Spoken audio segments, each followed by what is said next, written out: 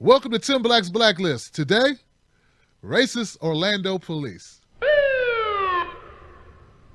Florida cops struggle to explain to a black state attorney why she was pulled over. I saw this video of this woman, black woman in a car being dealing with police.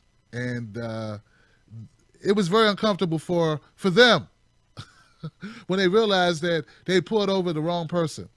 When I say the wrong person, somebody could have their asses in a sling. Here's the details. On Wednesday, the Orlando Police Department, the OPD, released the body cam footage from an officer who pulled over State Attorney Aramis Ayala on June 19th. When the officer approached her window, she handed him her license. After scanning it, the cop asked her what agency she worked for. Ayala, who serves as state attorney in the Ninth Circuit, told him who she was, at which point the officer quickly gave her back her license and offered to wash and detail her car with his tongue. No, he launched into an explanation of why he pulled her over. And he said this. He said, "We ran the tag. I've never seen it before, but a Florida tag. It didn't come back to anything. So that's the reason for the stop." And Miss Ayala asked, "What was the tag run for?" She didn't say it like me. She was, "Why'd you run the tag?" Yeah, that's better. I was too much, "Oh, we run tags through all the time for no reason.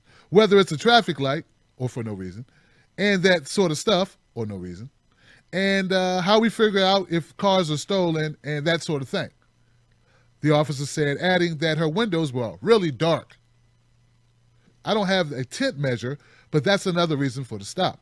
Ayala then asked for the officer's name, saying, "Do you have cards on you?"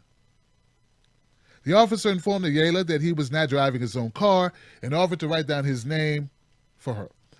"There you are. Have a good day," the officer said after ripping a page out of the notebook and handing it to her. The footage ends with Ayala driving away. Sergeant Eduardo Bernal, a spokesperson for the Orlando Police Department, told the Tampa Bay Times that it is their policy to run tags for official business only. He added that it is done routinely on patrol. In regards to the video, which was released by the Orlando Police Department last month, the officer stated that the tag did not come back as registered to any vehicle.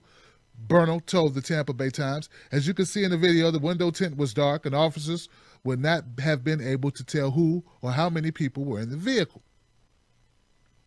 Bernal also said that there was no complaint filed over the traffic stop. Ayala issued a statement through her office stating that she violated no laws and claimed that her window tint was in no way a violation of Florida law. And her tags are properly registered. However, she added that the traffic stop appears to be consistent with Florida law. Ayala has recently been the target of racially charged threats after she announced in March that she will not pursue the death penalty for violent felony cases.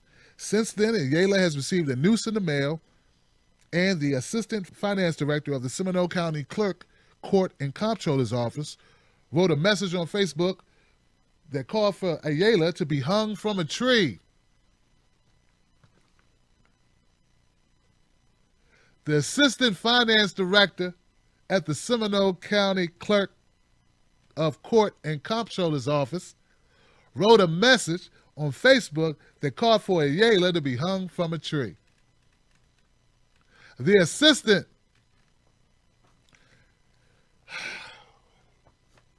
After the release of the footage, people on Twitter said the stop was racial profiling.